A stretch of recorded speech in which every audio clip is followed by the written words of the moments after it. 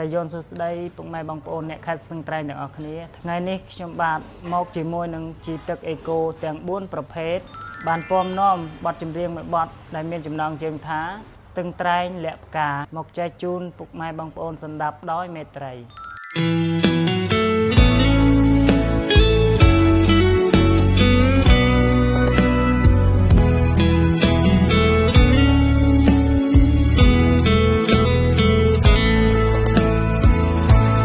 ស្ទឹង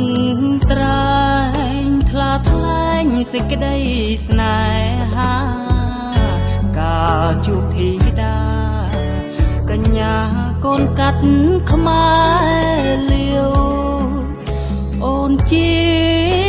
ទេសចរបងក៏ជាភ្ញៀវចង្កេះរៀងរាវរូបរាងសែនសមសេកុងសេសានអូស្វារាសា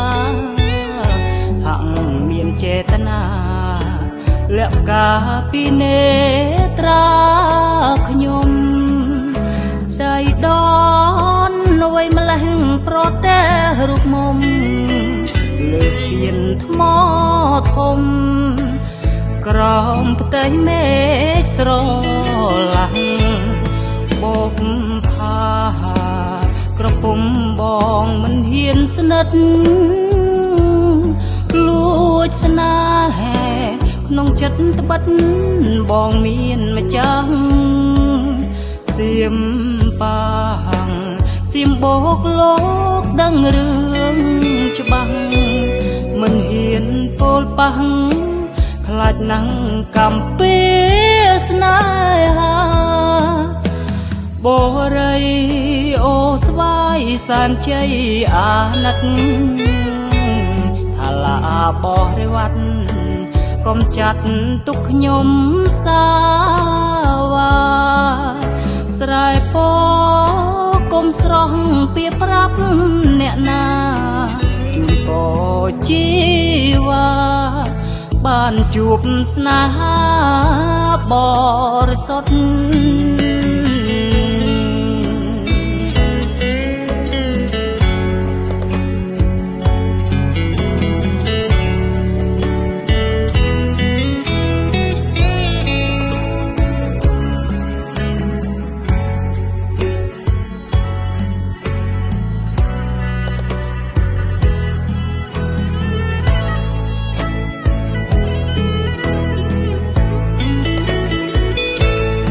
បបផាក្រពុំបងមិនហ៊ានស្និទ្ធលួចស្នេហ៍ក្នុងចិត្តត្បិតបងមានម្ចាស់សៀមប៉ាមសៀមបោកលោកដឹងរឿងច្បាស់មិនហ៊ានពោលប៉ះខ្លាចណាស់កំពីស្នេហាបរិយ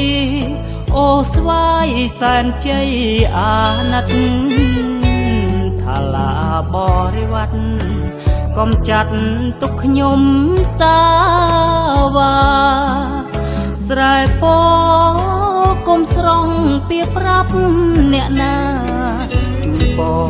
ជីវ៉ាបានជួបស្នេហាបរិសុទ្ធ